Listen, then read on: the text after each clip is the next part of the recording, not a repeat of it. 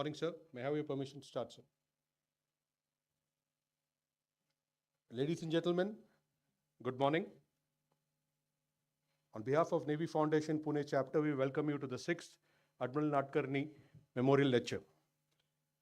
As mandatory, we will observe a 2-minute silence for the departed souls of our NFPC members and Veer Naris. I request all of you to please rise.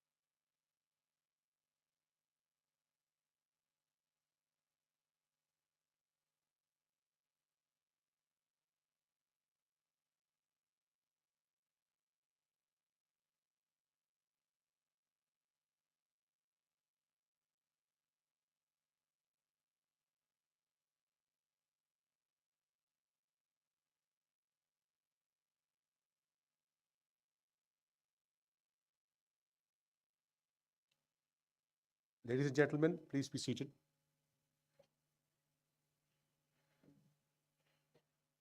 As mandatory, we will commence the proceedings with the singing of the national anthem. May I request all of you to rise for the national anthem?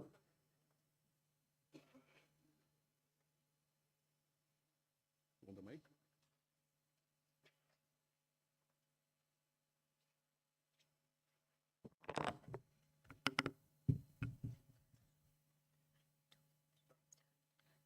जनगण मन अधिनायक जय हे भारत भाग्य विधाता पंजाब सिंध गुजरात मराठा द्राविड़ उत्कल बंगा विंध्य हिमाचल यमुना गंगा उच्चल जलधि तरंगा तव शुभ नामे जागे तव शुभ आशीष मागे गाये तव जय गाथा जनगण मंगलदायक जय हे भारत भाग्य विधाता जय हे जय हे जय हे जय जय जय जय हे.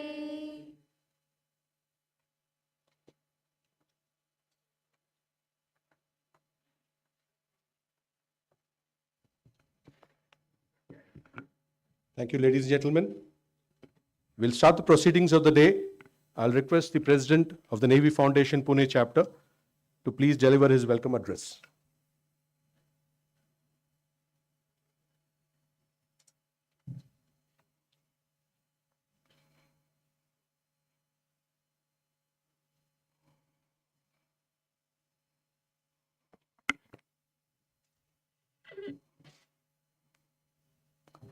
Admiral Dinesh K. Tripathi, the Chief of Naval Staff, Vice Admiral Gokhale, Chief of Staff, West Naval Command, Lieutenant General Pankaj Rao, Commandant AFMC, Major General Nambiar, Commandant CH Pune, Rear Admiral Sandeep Verma, CSOPNA West Naval Command, Rear Admiral Ganpati, Commandant Millet, Rear Admiral Shantanu Jha, CSO Ops, former CNCs, Admiral Pasrisha, Admiral Bangara, Admiral Bedi, Admiral DSP Verma, Admiral Pawar, Admiral Deshpande, flag officers, senior officers, Reverend Dr. General Nonagenarians, veterans, Veer Naris, and distinguished guests.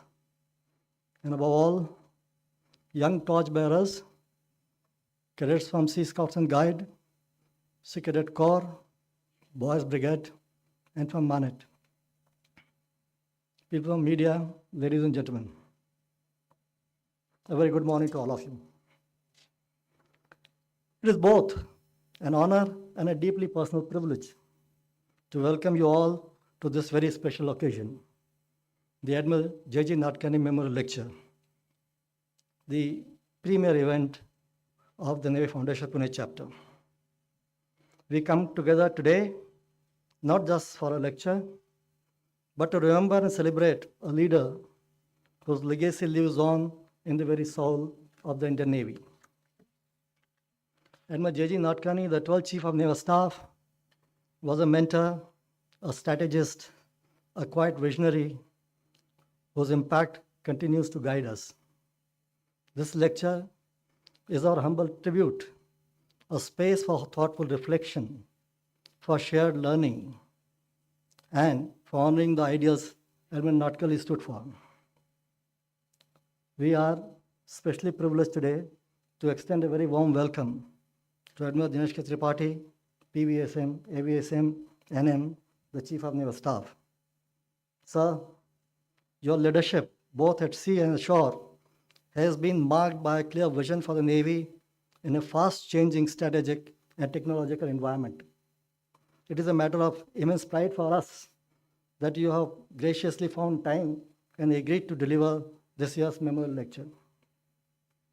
The contemporary maritime environment is undergoing rapid and complex transformation, driven by shifting geopolitical alignments, disruptive technologies, and evolving tactical doctrines at witness during Operation Sindoor.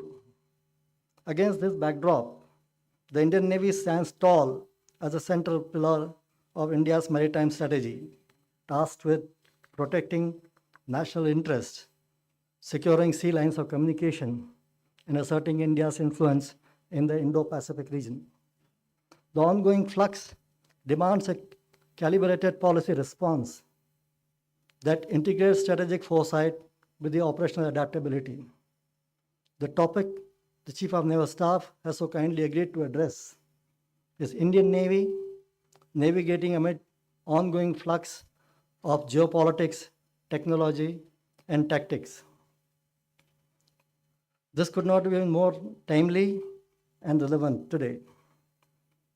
In a world where change is the only constant, we look forward with great anticipation to hear your thoughts on how the Indian Navy is preparing to meet these challenges and lead with a purpose in this complex era. To all veterans, serving officers, esteemed guests, and cadets, thank you for being here today. Your presence adds meaning and strength to this gathering for continued discourse on maritime strategy and national security. With those words, I once again extend you a very hearty welcome and request Commodore Sridhar to take the proceedings forward.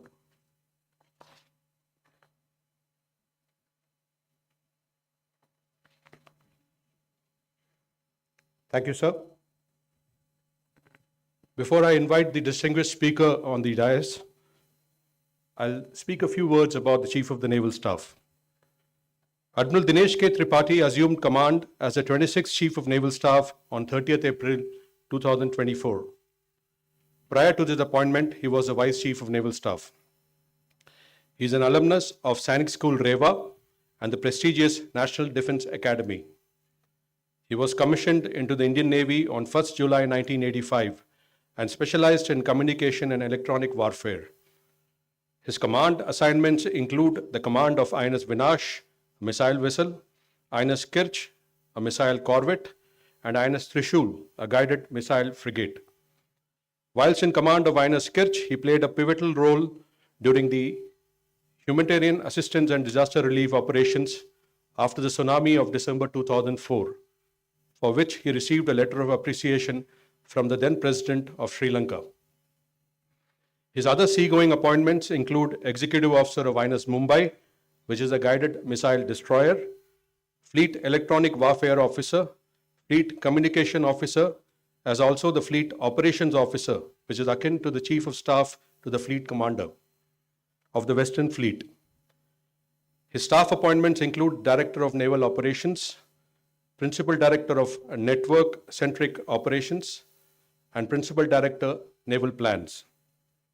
After his promotion to the flag rank, he was appointed as Assistant Chief of Naval Staff, Policy and Plans, Flag Officer commanding Eastern Fleet, Commandant of the prestigious Indian Naval Academy, Director General of Naval Operations, Chief of Personnel, and the Flag Officer Commanding-in-Chief, Western Naval Command. Such a diverse range of sea and staff appointments have enabled him to grasp the nuances of plans, operations, personnel, and practically every aspect of Indian Navy's functioning. The Admiral is a graduate of Defence Service Staff College, Wellington, where he was awarded the Thimayya Medal for being the best all-round officer. The Admiral attended the Naval Higher Command course and Naval Command College at the U.S. Naval War College, Newport, Rhode Island, in 2007-2008, where he won the prestigious Robert E. Bateman International Prize. The Admiral is a recipient of the Param Vishesh Seva Medal, Ati Vishesh Seva Medal, and Nav Sena Medal for devotion to duty. He is a keen sportsman and avidly follows tennis, badminton, and cricket. The Admiral is a student of international relations, military history, and the art and science of leadership. He is married to Mrs. Shashi Tripathi, an artist and homemaker. The couple have a son, Divyam, a practicing lawyer, who is married to Tanya, who works in the public health policy domain. Without much ado, I would request Admiral Dinesh Tripathi to please deliver his address.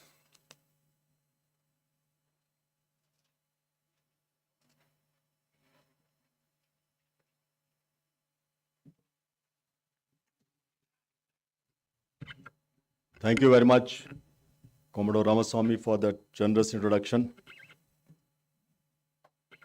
Vice Admiral Rahul Gokhale, Chief of Staff, Western Naval Command.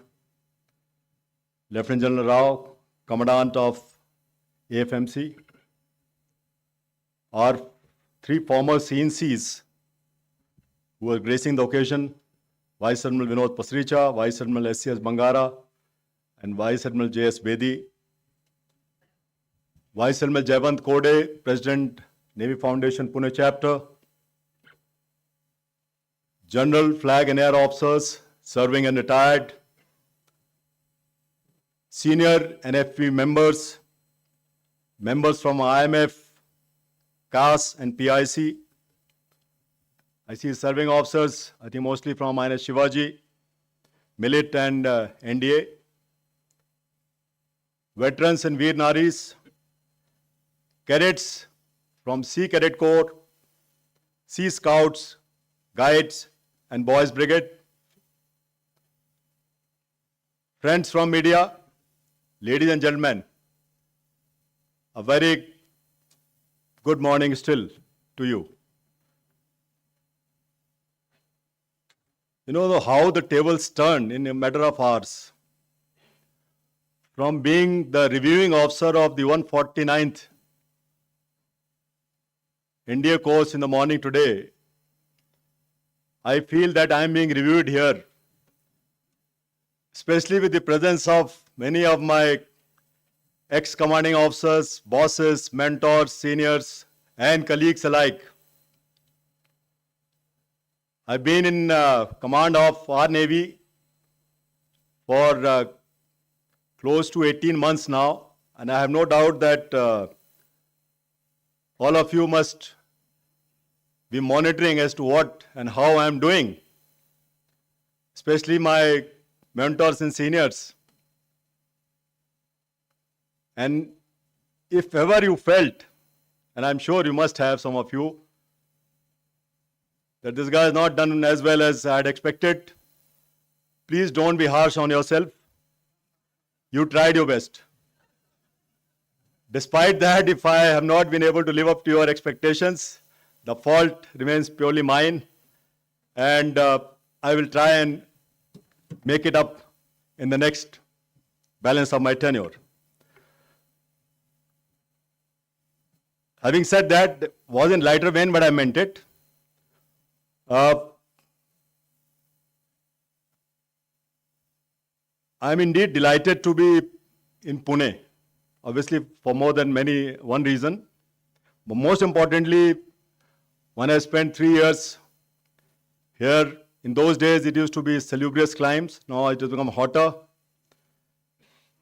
And Pune feels like a place one returns to and not one travels to. So anytime one comes to Pune, it is a home away from home. I'm grateful to the Pune chapter for inviting me to honor Admiral J.G. Nadkarni. As was brought out, a man whose vision, intellect, and quiet resolve actually helped define the Indian Navy to what it has become today. I've had only one interaction with him personally. It was the autumn of 1987, and I was the MRGO of the best ship of the Indian Navy ever. Now, I know many of you will not like, but facts cannot be hidden. Then, brand new destroyer INS Ranveer, and we got information that the Vice Chief of Naval Staff is embarking the ship. And lo and behold, he landed up by the helicopter, came on the bridge. Fortunately, I was the officer of the watch, and it was, I think, close to sunset, just before sunset. He asked his staff officer, get that camera. He was, I think, an avid photographer. And he asked me, son, can you take a bearing of the sun from the bridge repeater? Because I want to take a photograph. And of course, I was shivering. Vice Admiral I was seeing for the first time, I think, in my life. And he was very kind. He said, just don't worry, just you take a bearing. I want to click your picture. And I believe that picture found its place in somewhere in Navy's calendar of next year. That is the only time I think I came across one-to-one. Thereafter, he became the chief, immediately after 2-3 months after that incident. And, lieutenants of 2 years seniority, 3 years seniority don't meet chiefs. So, I have never met him after that. And, but I have heard about him. And whatever I have heard about him, that is what I am going to talk a little bit before I come to the subject proper. Most of you would know better than me that he was responsible for steering the Navy into the information age. At a time when computers were only beginning to make their way into India and Indian Navy, he drove one of the Navy's earliest and most ambitious computerization program.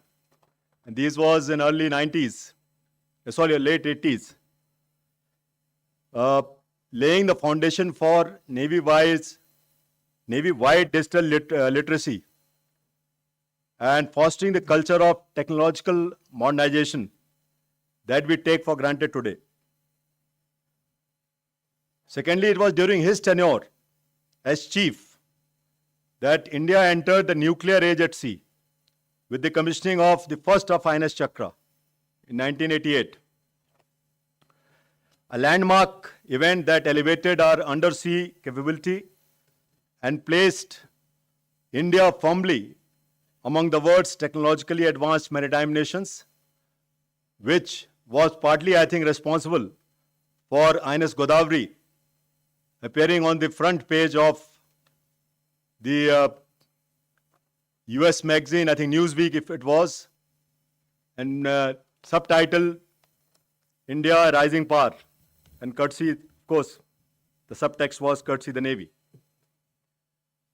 In addition to his belief that India's maritime destiny required a technological edge and strong, capable platforms, he also recognized that such strength is grounded in robust institutions anchored in people. It was in that spirit that Admiral Nadkarni was entrusted with a task that would shape the Navy's relationship with its veterans. evaluating the creation of a dedicated veterans organization. First envisioned by Admiral Tahiliani after a visit to the United States, the idea found in Admiral Nadkarni, then Vice Chief of Naval Staff, a meticulous architect. He researched it thoroughly, refined its contours, and presented a proposal marked by clarity and care. So when he became chief, he carried this vision forward, and at a time when the Navy Foundation was still taking shape, he strengthened its foundations, ensuring it evolved into an institution that honored its veterans and nurtured the enduring bridge between the serving and retired officers and retired sailors as well. That early vision is clearly evident today, what the Navy Foundation has become. With Pune having long been a preferred home for the retired naval community, the Pune chapter has strengthened the bonds of the veteran fraternity in the city and championed their cause, exemplifying the enduring spirit that underpins the Navy Foundation and strengthening of maritime consciousness.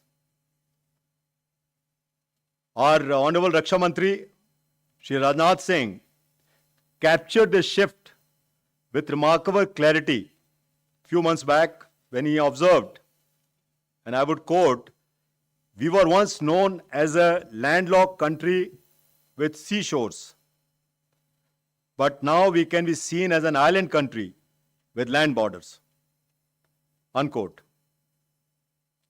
So the national focus on matters maritime is visible through a host of efforts and initiatives like Maritime India Vision 2030, Maritime Amrit Kal 2047, the increased budgetary allowance for the development of maritime sector, not only the Navy, the revision of several key laws pertaining to the maritime sector, and the commitment towards creation of several maritime industrial development centers. These developments are emblematic of our national maritime resurgence, if I can call that, and reinforces the fact that India's journey towards becoming the national vision of Viksit Bharat 2047 will be a maritime voyage. However, this maritime voyage will determine our national voyage is witnessing sharp geopolitical contestation, technological disruption, and more complex operational realities at sea, as was brought out by Admiral Kode. So today I'm going to speak firstly about this flux which was highlighted of geopolitics, technology and tactics, and how these shifts shape the maritime environment around us. And in second part, so what? So what does your Navy, our Navy, every Indian's Navy is doing about it? Let me begin with the first part. Ladies and gentlemen, the maritime space around us today mirrors the turbulence of global geopolitics. Whether it is the great power competition or the reignition of long-standing Arab-Israeli conflict, those fault lines are very clear. The seas have once again become the stage on which strategic contestation is most visible. What we are witnessing is what scholars call a shutter belt movement. A shutter belt refers to a condition, as you would know, where an entire region becomes structurally vulnerable because internal fractures intersect with intensifying rivalry among external great powers. In many respects, the maritime domain today reflects these very dynamics, where unresolved disputes, ideological divides, and sharpening great power rivalries converge, interact, and often amplify one another across multiple domains. This is most evident in our immediate maritime neighborhood. The recent Red Sea crisis, which disrupted one of the world's busiest maritime arteries, was a sharp reminder that old conflicts can acquire new dimensions and spill into global maritime flows with far-reaching consequences. And although there is a temporary halt by attack by the Houthis on the commercial shipping, the episode remains a stark reminder of the vulnerability of critical sea lanes and the global consequences when they are threatened. To our east, the Western Pacific and South China Sea continue to see the heightened military activity, unresolved disputes, and coercive actions that challenge established norms of behavior at sea. On the whole, the Indo-Pacific, our primary area of interest, encapsulates the prevalent geopolitical flux most clearly, where emerging actors are seeking to reshape the balance and established powers are working to preserve it, resulting in the outlines of a new international order taking form.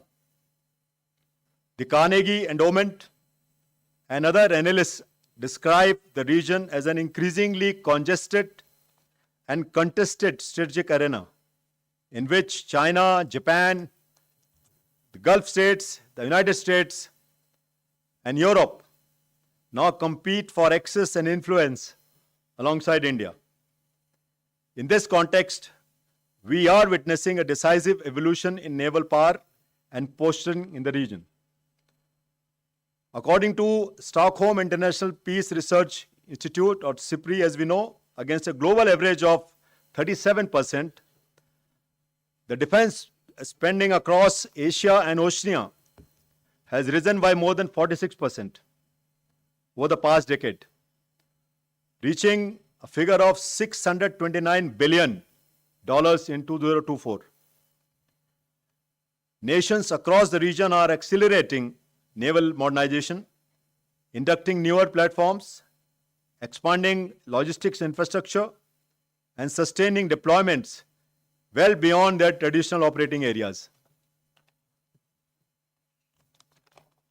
The legal and normative scaffolding that once regulated behavior at sea is also under pronounced strain, as states are testing the limits of UNCLOS and increasingly relying on unilateral, informal practices to secure claims. Scholars analyzing current disputes note that UNCLOS is being recalibrated in practice, with gaps in enforcement becoming more visible as maritime competition intensifies. As a result of all this, naval powers often find themselves caught between actions that could escalate tensions, inaction that could erode credibility, or calibrated responses that risk normalizing gray zone competition. This trap that many maritime powers face now is what analysts term as defender's dilemma. Add to it the aspect of technology that is reshaping the global order, which brings me to the next dimension, the flux of technology and tactics in the maritime domain. Ladies and gentlemen, at sea, disruption brought about by technology does not remain abstract. It translates directly into operational behavior, into the character of naval engagements, and into the very geometry of maritime competition. These shifts are reflected in global trends as well.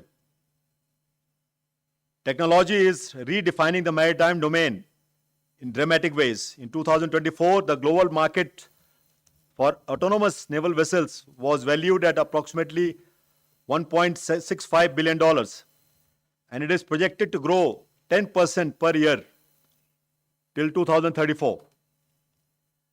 The Economist magazine estimates that by 2040, about 11 to 17% of the global shipping fleet is projected to be autonomous, signaling a disruptive technological transformation of the maritime domain.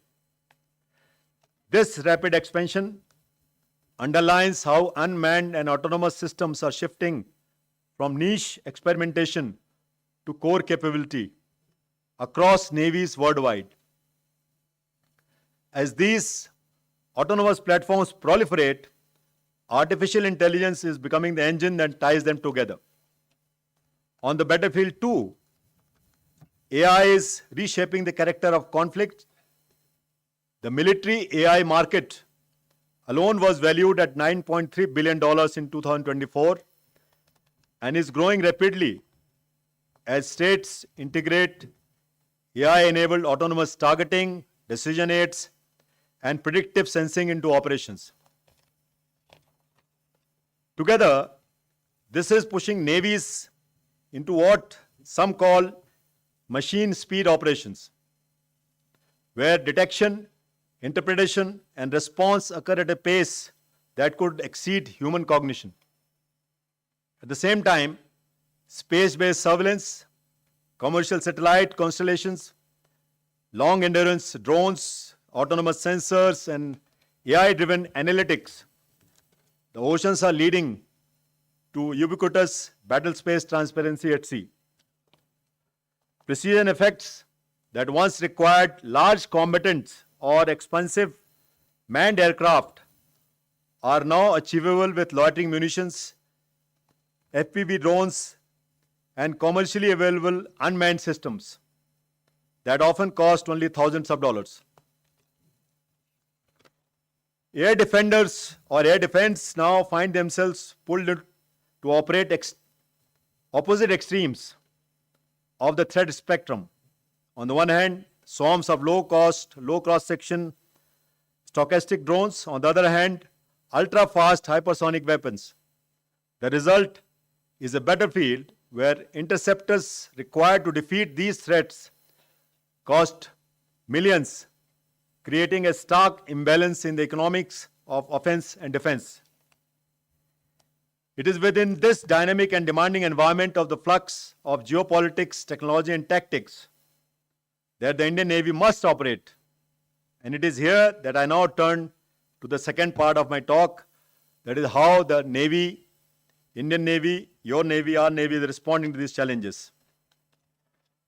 I'm sure all of you will agree that combat readiness is the Raison d'etre of the service, and we always prepare for battle, even if it was far and few in between. But what has changed now? Today, conflicts are happening without a notice, heralding a constant readiness paradigm to our posture and preparedness. Operation Sindoor is a classic example in this regard. This operation demonstrated Navy's constant readiness posture, wherein the swift deployment of our platforms, conduct of multiple weapon firings within 96 hours of the Pahalgam dastardly attack, aggressive maneuvering and pressure of the presence of the carrier battle group in the Northern Arabian Sea ensured that Pakistan Navy remained close to their coast or within their harbors. The state of preparedness displayed by the Navy sent a clear message about India's capability to protect its interests as well as deliver an overwhelming force from the sea if required. At the same time, the threats we once treated as low-end have changed their shape and scale. Today, even non-state actors and groups are unleashing violence and firepower that we earlier associated only with states. The non-traditional threat spectrum now involves weapons, tactics, and intent that mirror state-level conflicts. This necessitates all our units proceeding to sea to be outfitted for combat to the extent feasible, while being prepared for other constabulary and benign roles at sea. So, our units, I have told them, a notice for steam or motoring is notice for combat. The maritime domain mirrors the disruptions we see on land, and therefore, we are challenging regular assumptions pertaining to availability and authenticity of certain key enablers, be it the GPS for navigation or satellites for communication.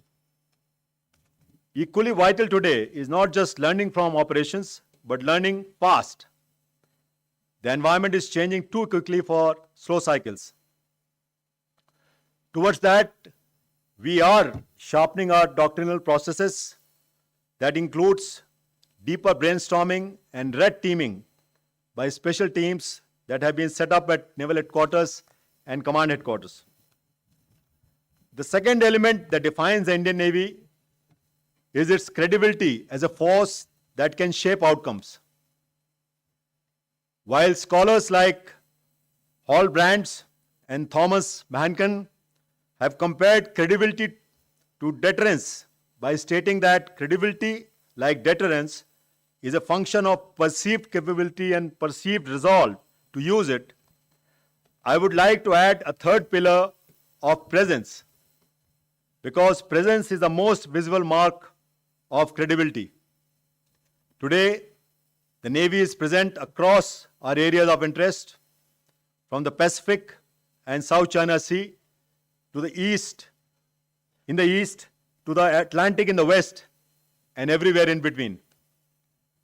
Just to give you an example, in the last 3 months alone, our units have operated across the entire seascape, whilst INS Kadmat was in the Pacific Island countries, strengthening our outreach in Global South. Sayadri was at Guam for Exercise Malabar. And at the same time, Trikhand was exercising with the Hellenic Navy in the Mediterranean. And there were multiple units, of course, deployed across the southern Indian Ocean region. Here I would like to acknowledge the strategic foresight of my predecessor, all the veterans who are sitting here, in conceptualizing and operationalizing the Navy's operational philosophy around what we now call mission-based deployments. These deployments have enabled the Navy to maintain a sustained and effective presence at sea, clocking last year almost 11,000 days at sea and 50,000 hours by aircraft. Such tempo is possible only because our man-machine teams, maintenance philosophies, and logistics systems have scaled up to meet increasing operational demands. The Navy has maintained a continuous anti-piracy deployment in the Gulf of Aden since 2008, ensuring that one of the world's busiest maritime commons remains safe and secure, an effort vital not only for global trade, but also for India's own maritime and economic security. This enduring mission enabled us to respond decisively across multiple high-risk situations in the last year, including the daring firefighting assistance to MV Marlin Luanda, a tanker carrying highly inflammable naphtha. This was done by Visakhapatnam, and timely rescue of 9 crew members from capsized MT Prestige Falcon of Oman by TEG. These acts of courage have been recognized by International Maritime Organization, and letter of commendations have been issued in 2 consecutive years. There are many other instances. I'm sure you are aware of them. The Navy is perhaps the only regional naval power, that is our Navy, that has undertaken active intervention across the full spectrum of traditional and non-traditional threats, escorting vulnerable shipping, responding to distress calls, and conducting evacuations and rescues wherever required, without differentiating on the basis of flag of the vessel or nationality of its crew. Our Honorable Prime Minister recently said, "When the global seas are rough, the world looks for a steady lighthouse. India can play that role of such a lighthouse with great strength, and the Indian Navy's actions at sea embody this statement." Our credibility also extends ashore through the trust we build at sea with our friends and partners across the region. Now, this is evident from the breadth of our engagements in the past year. We have participated in 21 bilateral, 9 multilateral, 34 maritime partnership exercises, 5 coordinated patrols or corvettes, 13 EEZ surveillance. But 2 examples I want to bring out, which I'm sure you must have read. First, these are both are maiden initiatives by the Navy. First, the month-long deployment of an Indian naval ship designated as Indian Ocean Ship Sagar to the southwestern Indian Ocean region with a multinational crew of 44 personnel from 9 IOR countries operating as one team at sea. Other than within the NATO alliance, possibly very few navies have embarked foreign personnel as an integral part of the ship's crew, training and operating together to address common security challenges in the region. This ship, IOS Saga, demonstrated that the Navy not only advocates such cooperation, but actually walks the talk. Second initiative, the maiden multilateral India-Africa Maritime Exercise, ACM, with 9 East African countries, served to strengthen India's maritime engagement and address common maritime challenges in the region.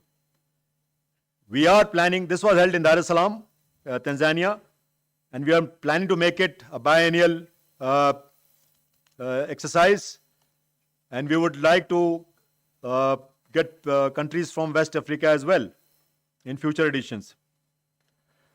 Credibility is also shaped by the speed with which we respond when it matters most. As a first responder in the region, the Navy has consistently stood by countries in distress. Some recent examples: after the devastating earthquake in Myanmar earlier this year, the Indian Navy mobilized 5 ships within 48 hours and delivered more than 500 metric tons of relief material and food aid as part of Operation Brahma. And the ongoing Operation Sagar Bandhu in Sri Lanka is just the latest endeavor by our Navy.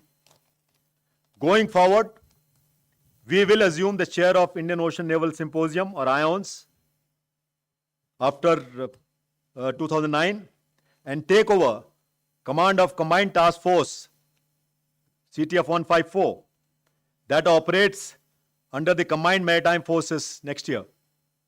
Our aim is to contribute positively towards further strengthening collective maritime security and set an example for maritime cooperation in the region. We also have Milan 2026 at Visakhapatnam in February, along with the International Fleet Review, and we look forward to hosting over 55 navies in these 2 events.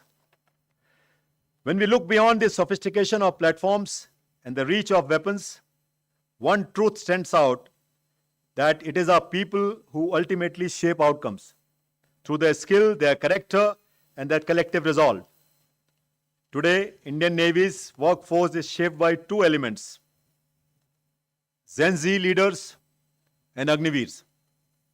To my mind, Gen Z is India's thinking generation. They are technologically adept, agile in learning, quick to innovate, and full of initiative. In fact, during the recently concluded Ops Swablamban, there was a team from INA which demonstrated what they have developed. Our responsibility is to channelizing their energy, curiosity, and ingenuity into outcomes that strengthens our warfighting edge. And I always tell this to the next generation of leaders, that this is going to be one of the leading leadership challenge.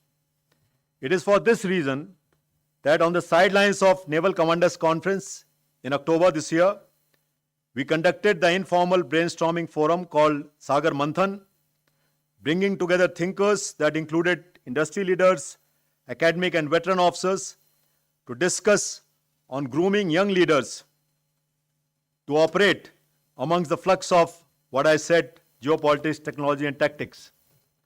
The aim was simple: learn the best contemporary practices, unlock fresh ideas for conveying youthful energy into purposeful capability. On the other hand, Our Agniveers add a unique dimension to Navy's HR seascape. With applications from 724 of India's 806 districts and inductions from 673 of these, they truly represent the microcosm of India. They come with high motivation and deep commitment. Our task is to skill them rapidly, build confidence early, and ensure peak performance.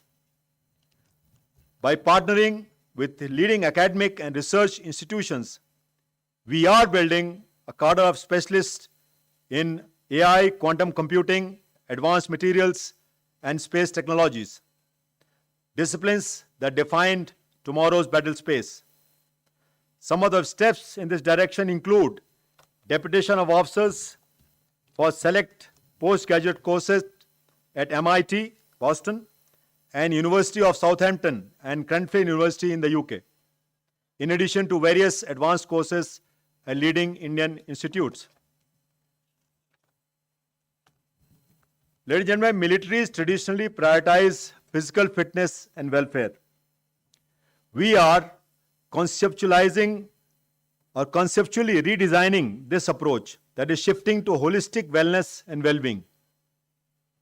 While physical fitness remains essential, we are placing equal emphasis on mental stability, spiritual grounding, so that every person remains focused, anchored, and resilient amidst the noise and distractions of modern life.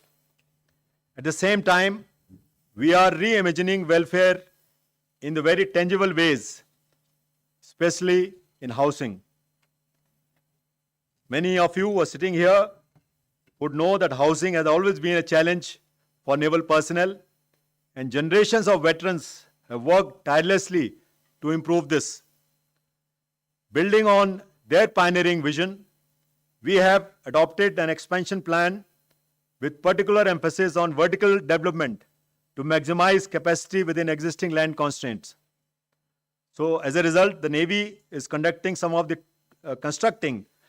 tallest residential buildings in the entire government sector, including the iconic G+62 tower in Mumbai, G+41 tower in Visakhapatnam, and G+27 building in Delhi.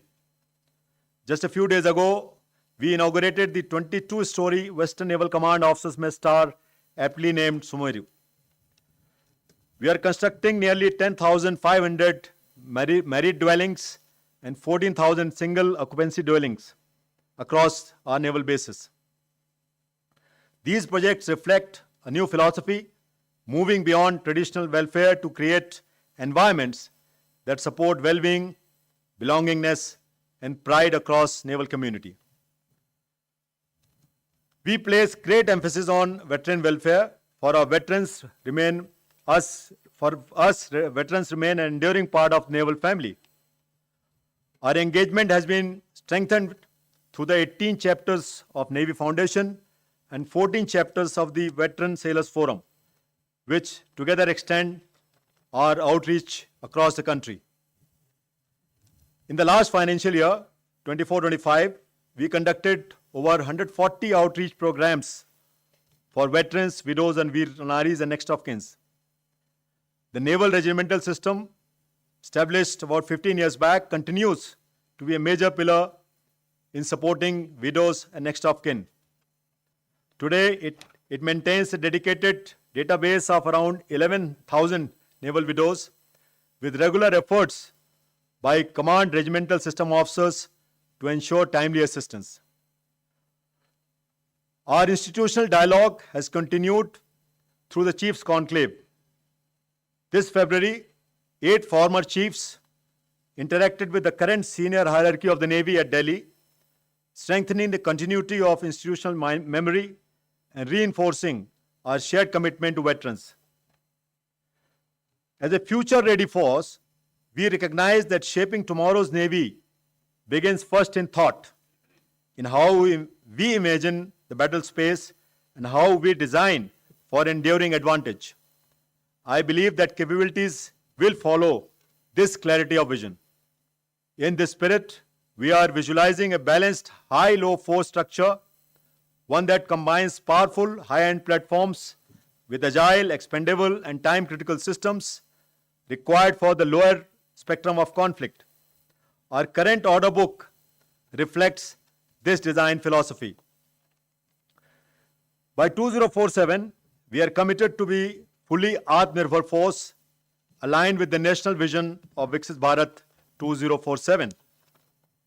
In terms of propulsion, which has been a weak area, we have made significant strides in developing indigenous water jet propulsion system and marine diesel engine.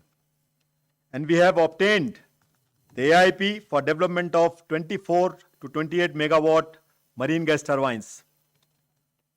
We have established structures that act as enduring interface between the Navy and the industry. These include, as you would know, Naval Innovation and Indigenization Organization, NIIO, and Technology Development and Acceleration Cell, which handholds industry, including startups, to accelerate technology development and deliver indigenous solutions. These structures are not conceived as transactional buyer-seller or customer-manufacturer arrangements. Instead, they represent a shift towards co-creation, where the Navy and industry function as co-innovators, co-developers, and co-collaborators. In terms of emerging technologies, the Indian Navy Incubation Center for Artificial Intelligence, or INICAI, has been set up at Bengaluru, which is currently progressing about 45 use cases spanning operations, logistics, and administration. For niche capabilities beyond AI, the award of rupees 25 crore grant to one of India's deep tech startup to develop an indigenous quantum positioning system for Navy under the Aditi 2.0 Defense Challenge is a significant step forward. So taken together, these four pillars, what I enunciated, combat ready, credible, cohesive, and future ready, these ensure that the Indian Navy is fully prepared to safeguard our national maritime interests amidst the evolving flux of geopolitics, technology, and maritime tactics. So let me say this, ladies and gentlemen, the seas before us are changing faster, deeper, and more decisively than at any time in recent memory. Yet, in this flux lies a great opportunity. With a clear vision, a confident Navy, and a country whose maritime consciousness is rising once again, India is better placed than ever to shape its own destiny at sea. As we honor our past, shoulder our present, and prepare for our future, I am confident that the Navy will continue to stand as a force of stability and strength for our nation and for our region. With that, I come to end of my talk. I think I am generally on time. I would like to once again thank the Navy Foundation Pune chapter for their gracious hospitality and inviting me for delivering this year's Admiral J.G. Nadkarni Memorial Lecture. And to all of you, ladies and gentlemen, for your thoughtful and encouraging presence. Thank you very much.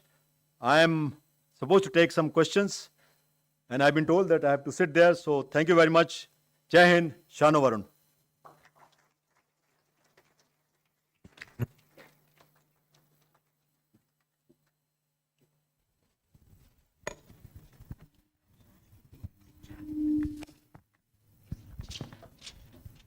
Check.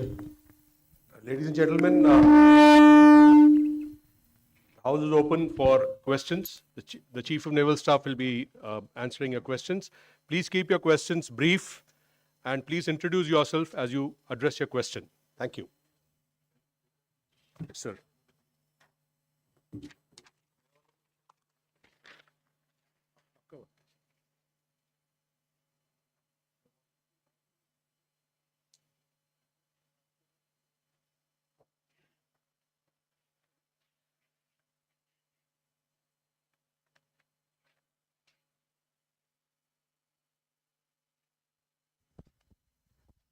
Okay. It's too loud. Can you reduce the volume?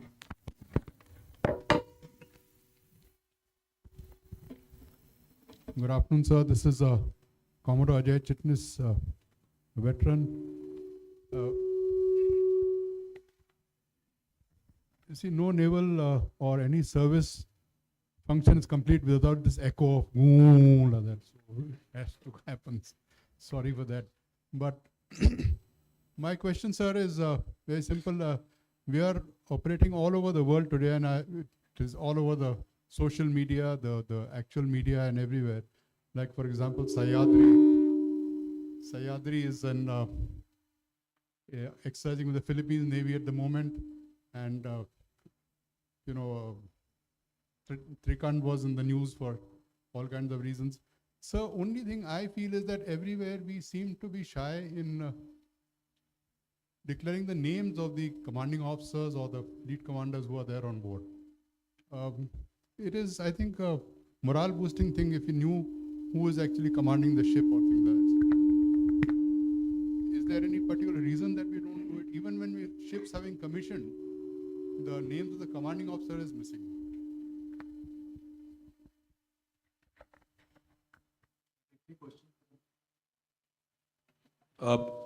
Sir will take 3 questions and then answer them one by one. So the next question, please.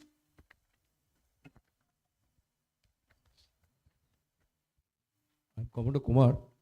How do you see the challenge posed by recent launch of the hypersonic missile by the Pakistan Navy from the ship?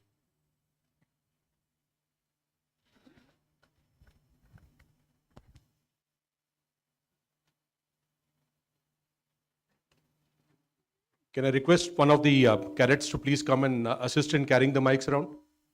Any one cadet. Bangara. Thanks, Chief, for a very comprehensive announcement today on many features that we are not aware of.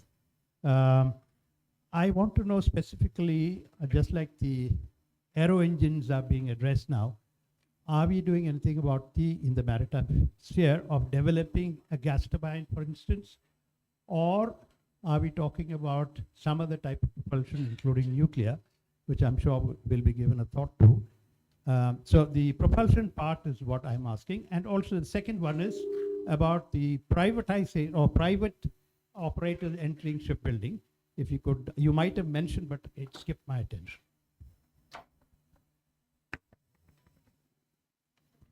Thank you, sirs. All very great questions. I'll start with Commodore Chitnis, sir. Shying away from naming the commanding officers and fleet commanders, there is no policy, sir. There is no policy like that. And especially when the ships call in or pull into a port and they call on various authorities, I think we do name that commanding officer so-and-so called on so-and-so, so-and-so. So there is no naval headquarters policy, certainly, that you are not supposed to name names. If it has happened, we'll have a look at it as to why it is. But I agree with you that once you give the name of the ship, there is no point withholding the name of the commanding officer. For special ops personnel, it is totally different. But there is no policy and there is no reason why it should not be named. So if you have felt that, we will see in naval headquarters that it is corrected. Commodore Kumar, sir, hypersonic missile challenge, I thought I'll ask help from you. We are also grappling with this, at the national level. I'm sure a lot of scientists are working at it, not only for defense, but also developing this capability for us. So it is one of those disruptive and niche technologies where we are working with the DRDO and the industry. We have given the challenges to all the bright minds. So we will look forward to any suggestions from your side. But I can tell you that in the government, this threat and what we need to do is acknowledged, and a lot of people are thinking about that. Admiral Bangara, sir,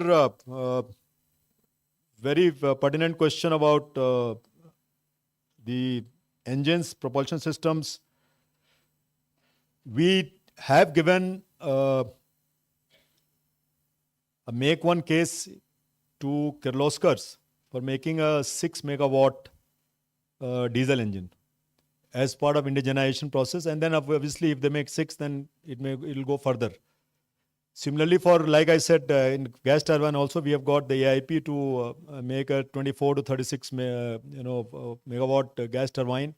And that will also go to some industry partner, Indian industry partner. That is a process still not completed. We are looking at electric propulsion in collaboration with obviously some foreign OEM to start with. And at some point of time, in fact, the AON which we have got for our LPDs, 4 LPDs last month, the propulsion there is supposed to be electric propulsion. So we are proceeding ahead in all these domains, whether it is diesels, GTs or electric. As far as the participation of the private sector in shipbuilding is concerned, there is absolutely no doubt in anybody's mind that all shipbuilding cases are supposed to be on a competitive basis. There is no nomination now. Nomination is history as far as the government is concerned. We are still trying to see if some niche platforms can be given on nomination to certain shipyards. You would know, sir, as ACNS PNP, that there is a process called, categorization of shipyards. So any shipyard which comes into one of those categories and which has got the facilities to make a particular kind of platform, that he is ready to bid for that, and they have done it in the past. Unfortunately, some have not done so well. You are also aware of that also. But now today is a different landscape. There are newer players who are coming with greater, I think, financial backing, greater technical know-how. So I am very upbeat about it, that it is a matter of time before, of course, the L&T shipyard at Kattupalli is doing well. They've got a lot of orders. So many of shipyards like that will also come in. So private shipyards is certainly is not something which we are avoiding. So I hope I have answered all your 4 queries which were there. Thank you, sir.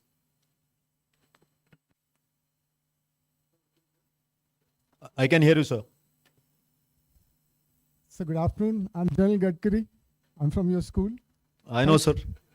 Thank you very much for a very, very elaborate and illuminating talk.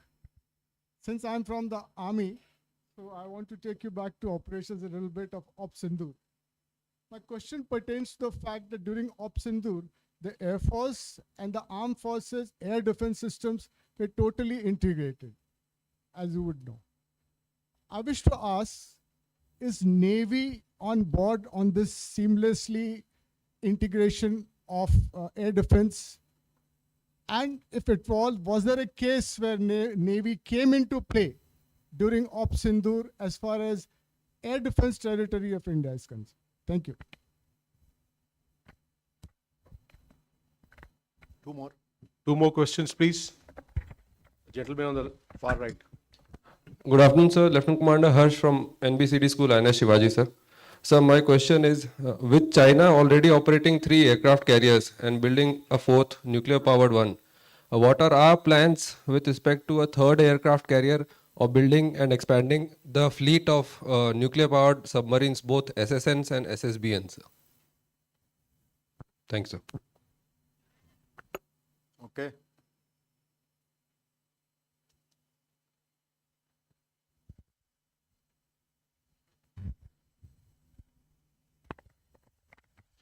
Good afternoon, Commodore Tiwari. I wish to talk about a few incidents that have happened, which you're well aware of. A few days back, there was a report in the paper that this Chinese spy ship was present in the Indian Ocean, as they usually are, but its presence caused the delay in our missile tests. Similarly, about a year odd back, there was a large fleet of Chinese fishing trawlers that were passing through the Indian Ocean and were heading to somewhere in West Asia. Now, it's well known that these fishing trawlers, because they're so advanced and they're so large, that they can, if they start fishing in our waters, they'll probably drain out all the fish from there and it'll upset the entire economy. Now, given this increasing presence of Chinese vessels in our waters, is there a case to set up our own gray zone fleet like the Chinese have in the South China Sea? Thank you. Thank you. General Gadkari sir, off Sindoor is still ongoing. It is not over. So anything pertaining to ops is best avoided. But you're right that the air defense between the three services is integrated. And it was in fact done during Off Sindoor as well. And Navy is fully on board. And therefore, anything which happens in the air domain, whether at sea or on land, the relevant picture is available with the relevant service. So we are fully on board, and rest of the things is we can avoid that. Harsh, it is our belief, and now we heard the Honorable Raksha Mantri also the other day in that Samudra Utkarsh seminar talking about the power of the aircraft carrier and the need for it and how they are important. So there is no doubt that our concept of operations is totally dependent upon the carrier battle groups, and therefore whether we call it third aircraft carrier or we would call it next aircraft carrier is obviously on the drawing board. And the Vikramaditya is nearing the end of its life. So when we induct the next aircraft carrier, it will be time for Vikramaditya to go. So in effect, we will have only 2 aircraft carriers. So that plan is on, certainly. About the SSN and SSBN, you are aware, last October we had got the government's nod for construction of 2 SSNs indigenously. And in the last 1 year, we have moved as per the PERT, exactly what we were supposed to do, where we are. All those who are in submarine building, although some experience they will know. So we are moving forward on that. SSBNs, it's all there in the press as to where we have reached. We have already commissioned 2, so it's no more a state secret.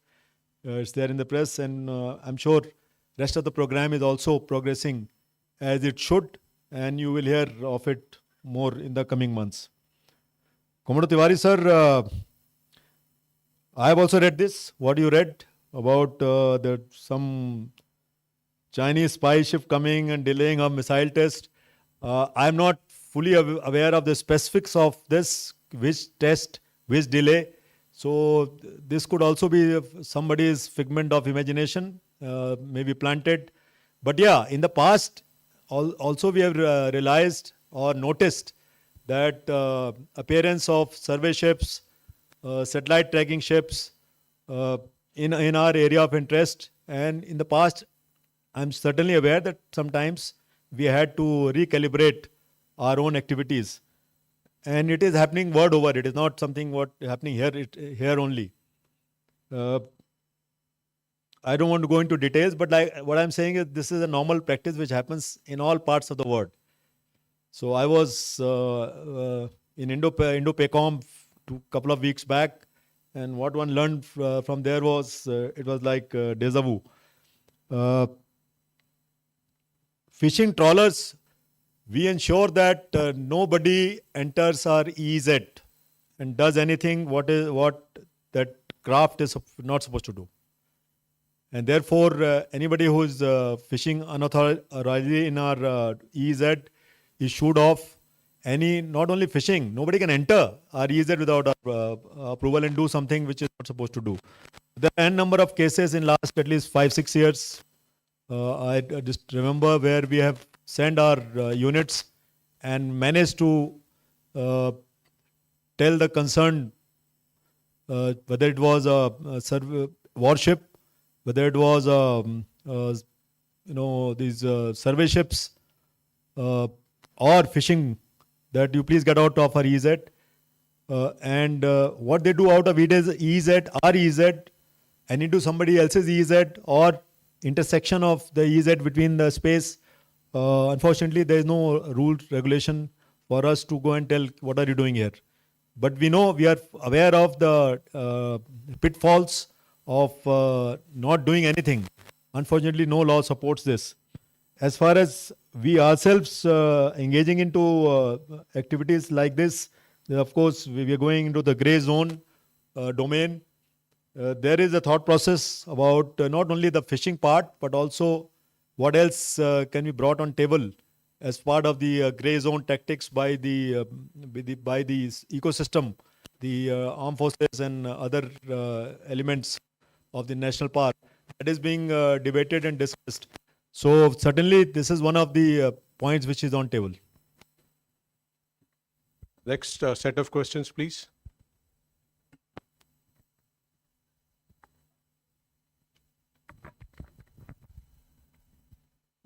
Good morning, sir.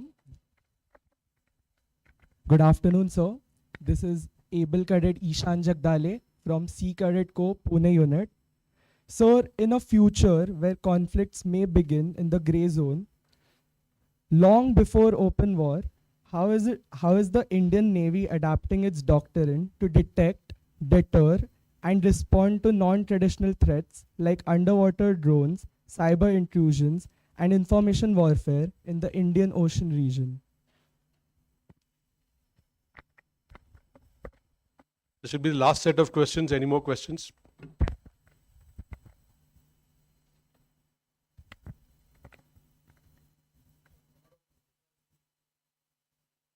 Yes, sir.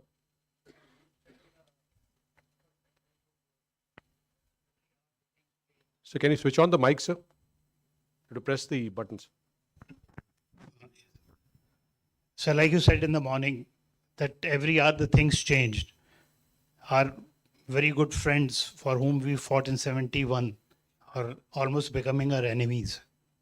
Similarly, there is a conflict between Cambodia and Thailand, sir. And we have been going and training people in Cambodia, sir.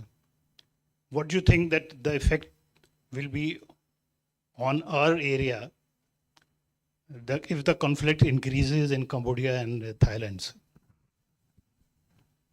One last question. Good afternoon, sir. I'm Ryan Yaipati. I'm a corporal in the Boys Brigade. And my question is... What's your name? I'm Ryan Yaipati. Ryan. Okay, Ryan. My question is, how does the Indian Navy plan its presence in the Indo-Pacific, with it being so active there, with the other major powers wanting access and power there? Okay, Thank you. I am very impressed with the questions which are asked by Jagdale and Ryan. So we have been successful in enhancing maritime consciousness. You guys are absolutely clutched in, and we want people like you to come to the Navy. So just fill up the form quickly. Jagdale, underwater domain is a challenge, not only for us, but for the superpowers as well. And like I said, I was in Hawaii a few weeks back, and they are also grappling with this underwater domain. It is a difficult domain. We all know it. All the people who study physics and the laws of sound will know that what we can detect in the air or on surface, same things are not applicable below water. And therefore, that will always remain a challenge. New technologies are coming, including the use of AI. But unfortunately, you can do only as much. And therefore, in the larger scheme of things, the underwater domain will always remain a challenge. Having said that, you brought about the underwater drones. That is something which are coming in larger numbers. We are also in the process of inducting. We have got certain kind of underwater drones, but those are largely presently for the survey purpose. But we are trying to induct it for the anti-submarine warfare purposes, mine detection purposes. So that is a work in progress. Some of them have already come. Some are in the process, and we would love to hear from you if you have anything to add to that and help us to do certain things in a particular way. But within the service, we are very clear doctrinally and otherwise as to where do we want to go in terms of enhancing our capability in underwater domain. Commodore Malhotra sir, I would still refrain from calling Bangladesh anything other than friend, because this could be only a temporary and transitory moment. We'll have to wait. Elections have to happen, and then something else can happen. So I think we'll reserve our comments on Bangladesh. I still feel that we are training them here. I just met the Bangladeshi officer cadets who just passed out from NDA in the morning. And in fact, my first visit after becoming chief was go to Bangladesh. I was supposed to go to some fancy capital, and I said, no, I must go to my first partner, which is Bangladesh. And there was tremendous warmth, tremendous hospitality, tremendous nostalgia about what India did. So I'm eternal optimist, and I hope that things will turn around as far as Bangladesh is concerned. As far as Cambodia, Thailand is concerned, sir, it's a constant ebb and flow. Sometimes they start, sometimes they stop, and they stop. We are doing what we are supposed to do. We certainly have, I don't think we are making any great efforts to intervene, and it is sovereign right of both the countries to sort that out. They had almost reached a kind of ceasefire, if I want to call, but things again looked not so neat. So we are watching the situation, both I'm sure the MEA and MOD, watching the situation in our neighborhood on a continuous basis. And if anything were to happen to our area, in this case, of course, the Andaman Nicobar, then we'll take action appropriately. Ryan, you talked about Indo-Pacific. I think I covered some of it in my talk as to what we are doing, how we are operating, how our units have gone here and there, how we are exercising with various nations, including the island countries, Pacific island countries, also with Philippines, Vietnam, and many of the ASEAN countries. Our ships have visited Japan, they have visited Korea, they have, of course, visited was in Guam, and New Zealand, Australia. So we have exercise plan, first of all, with all these countries, as also the visits at high level, whether it is at the ministry level. There are structures which are there, as also the visits by and then reverse visits by senior military leaders. In this case, in our case, from CDS to the three chiefs, and similarly from other countries. So those help us to maintain continuity and continuous dialogue between the countries. And whenever and wherever anybody requires our help, we are certainly there, whether it is for HADR or other purpose, and even for enhancing their war fighting capability. For example, it is well known that Philippines wanted BrahMos. We have agreed with that. The contract has been signed. Some have been delivered. And any other country, friendly countries, anything they want, India as a country is always ready to support.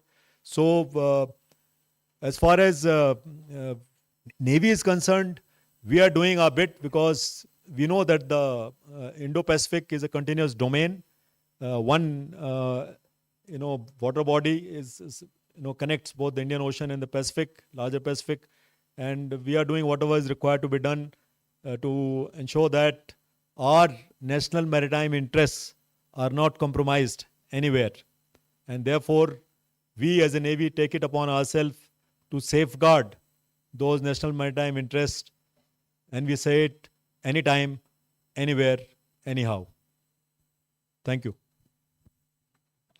Thank you, sir. It was highly...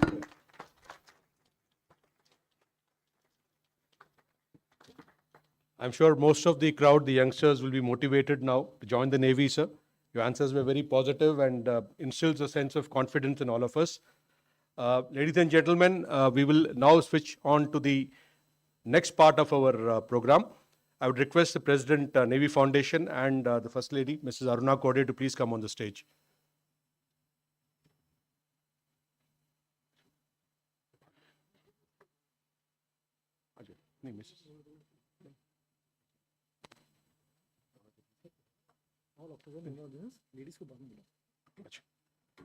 May I request the following nonagenarians and octogenarians to please come on the stage for being felicitated by the Navy.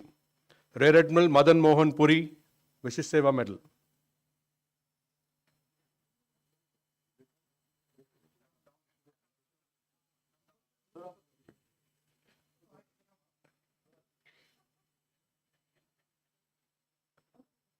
Vice Admiral Vinod Pasricha, PVSM, AVSM, NM Gallantries.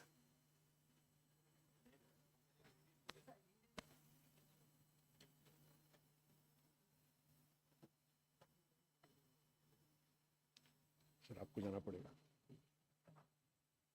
दोनों जन के लिए caps. इधर है. Rear Admiral D.V. Taneja, Vishish Seva Medals.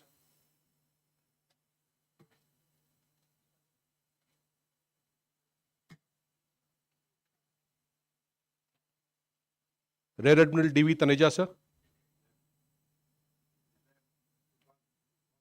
He's gone, sir. Commodore K.V. Sunalkar, sir.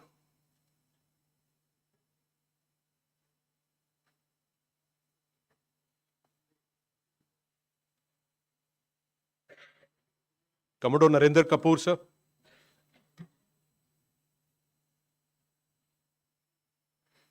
Commander Suraj Kumar Sriram, sir.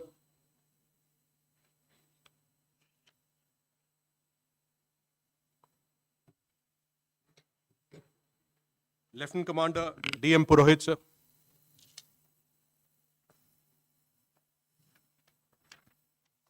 Lieutenant Commander D.K. Mali, sir. And Lieutenant Commander Ulhas Gupte.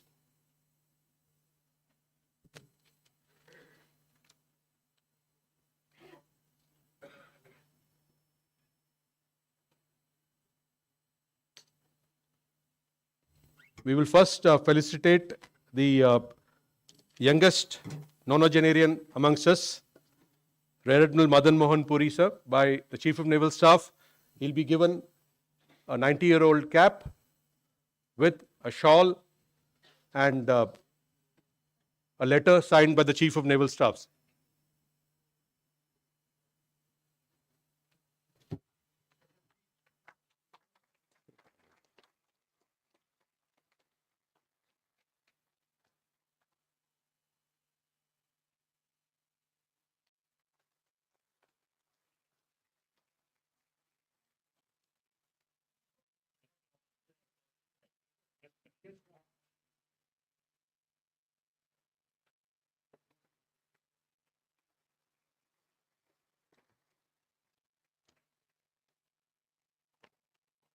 Next, I would request Commodore NV, Commodore Sumit Kapoor to please be on the stage.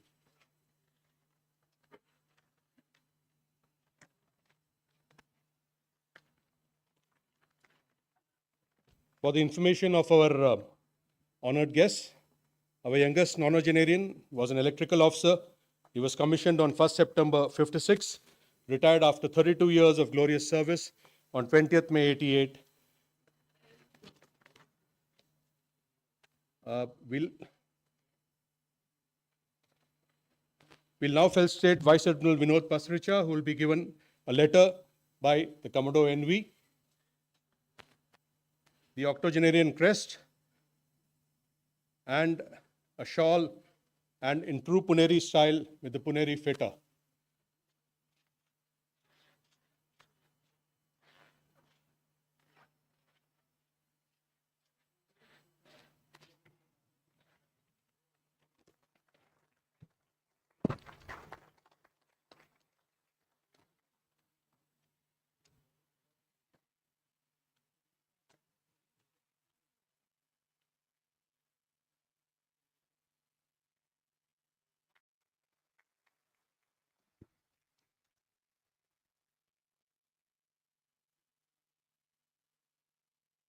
We'll felicitate Commodore K.V. Sonalkar.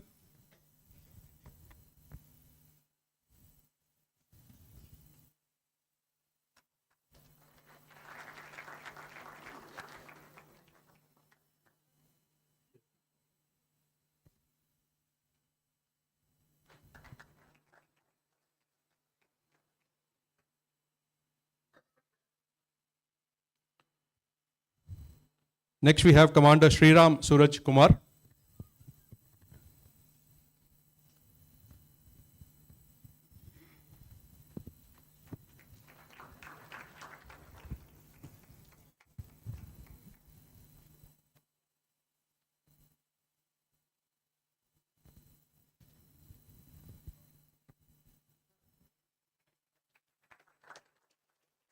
Commodore Narendra Kapoor.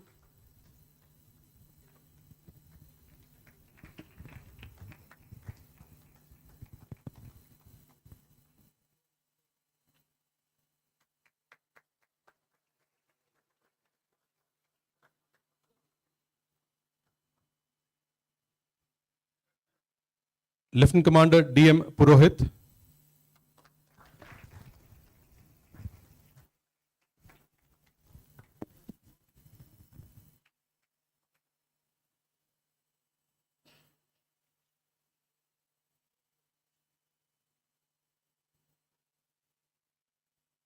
Lieutenant Commander D.K. Mali.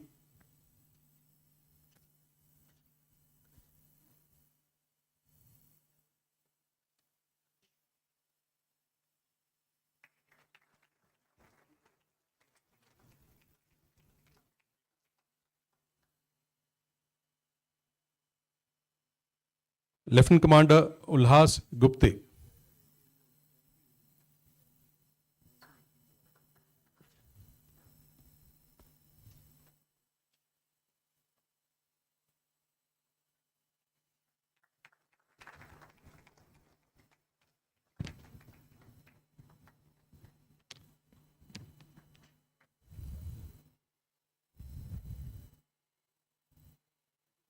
The octogenarian crest would be presented to the octogenarians. It's a new crest new memento which has been issued by the Naval Headquarters in the shape of the porthole on ships for the non-naval personnel.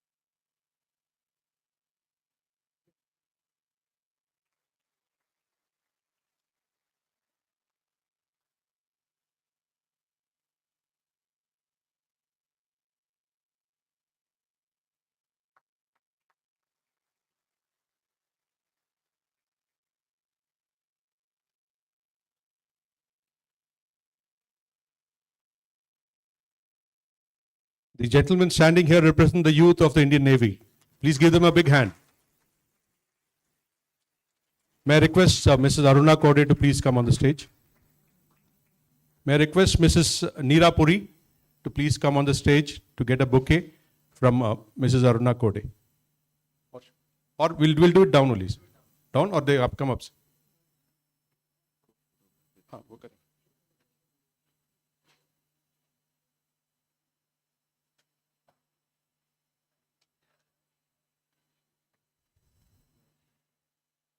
Mrs. Neera Puri.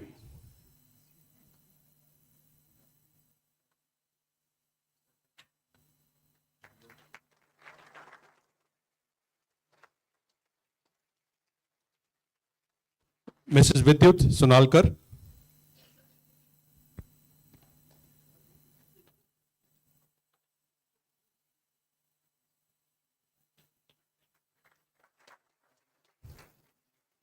Mrs. Samiksha Kapoor.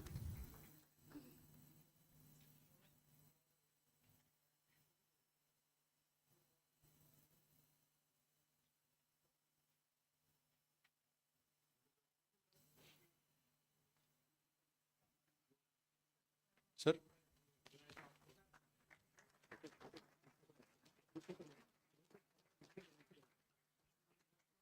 Mrs. Kalpana Sriram.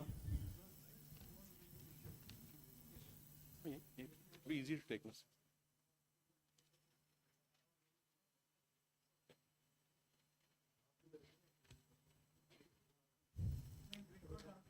Mrs. Vishpala Purohit.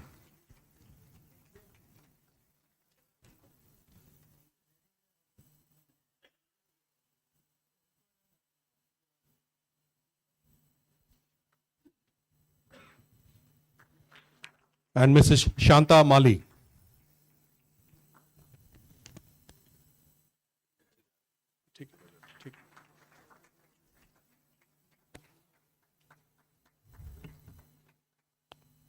Thank you, sir.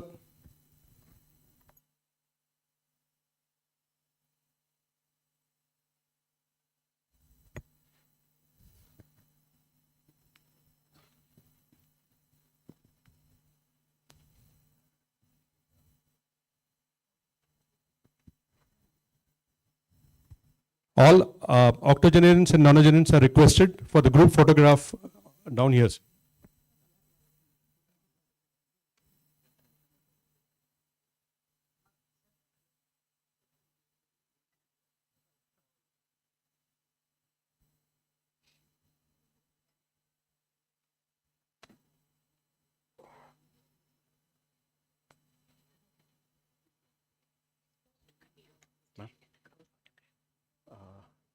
Kode sir, it said, yes ma'am, yes ma'am.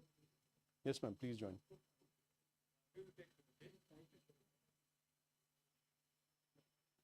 Ma'am, please join.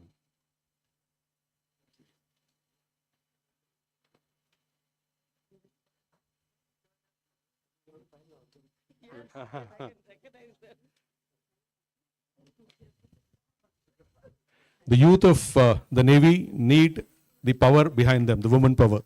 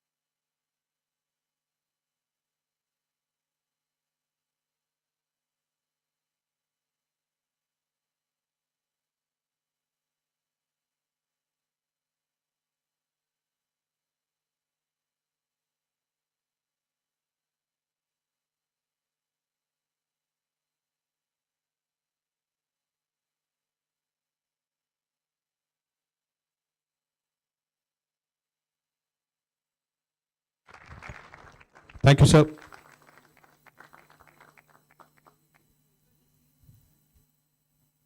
The Boy Scouts, Guides, and the cadets can please go out for the group photography with the Chief Naval Staff.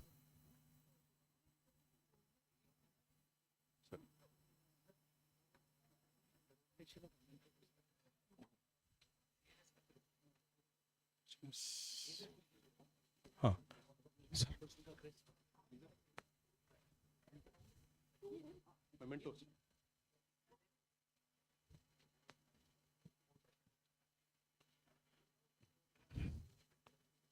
Thank you, sir. On behalf of the Navy Foundation Pune chapter, I will request the President NFPC to please present a memento to the Chief of the Naval Staff.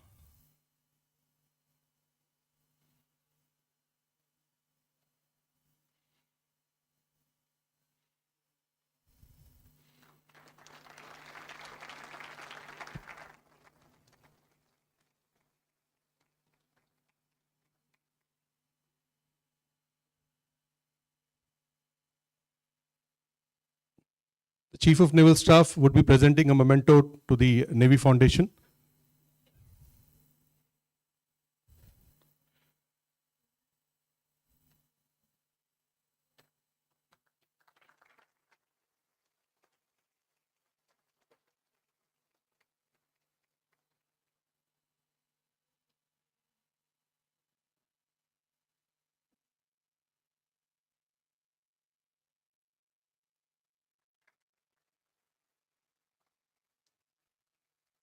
On behalf of the Commandant, Sea Scouts and Guides India, Dr. Gopi Shetty would be presenting a memento to Chief of Naval Staff.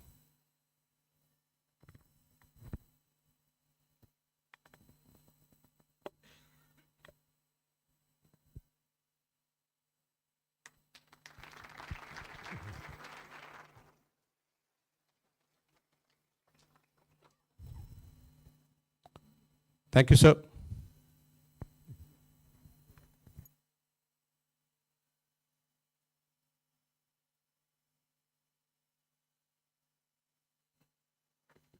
May I request Rear Admiral Ravi Nadkarni to please give the vote of thanks.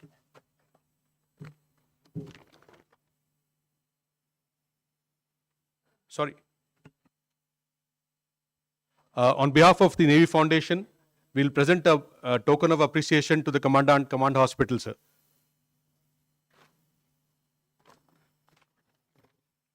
It always happens as you grow old, the brains get grey, the cells are grey. So I forget some things at times. Please forgive me.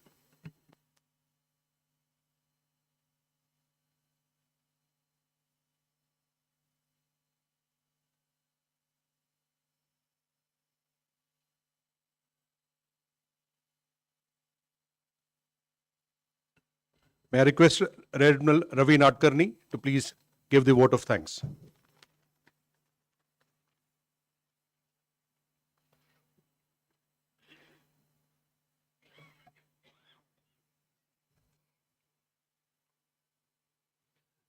Chief of the Naval Staff, Admiral Dinesh Tripathi, senior officers, both serving and retired, who are present here on this occasion, other dignitaries, all the young impressionable minds who are sitting at the back, ladies and gentlemen. It is my onerous duty to once again deliver this vote of thanks on the occasion of the 6th Admiral J.G. Nadkarni Memorial Lecture, which started way back in 2019. And at the outset, I would like to thank Admiral Dinesh Tripathi, the Chief of Naval Staff, for a very enlightening and insightful lecture, which really covered a very broad canvas, whether it was plans, operations, infrastructure, administration, or even welfare.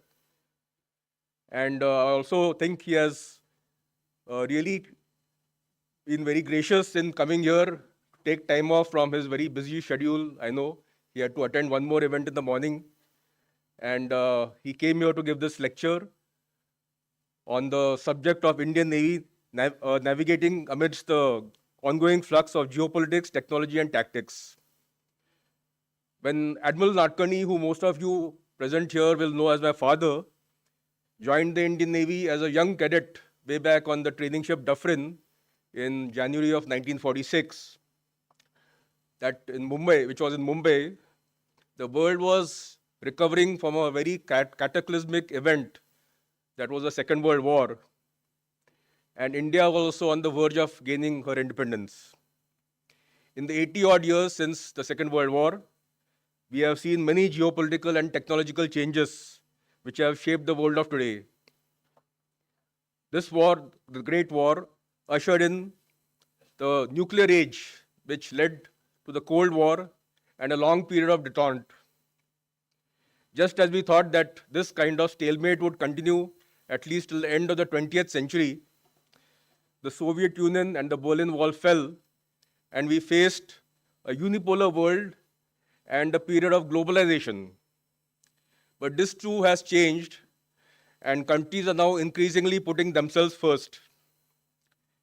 Technologically, we have seen various changes as well, such as the space age, the introduction of satellites, and these have been especially influential in the maritime domain from the point of view of navigation, communication, and even surveillance. We have seen the computer age. We started off with the invention of the microchip, and then going on to the personal computers, which came in the 80s. And today we have amongst the most powerful computers which are available in the world.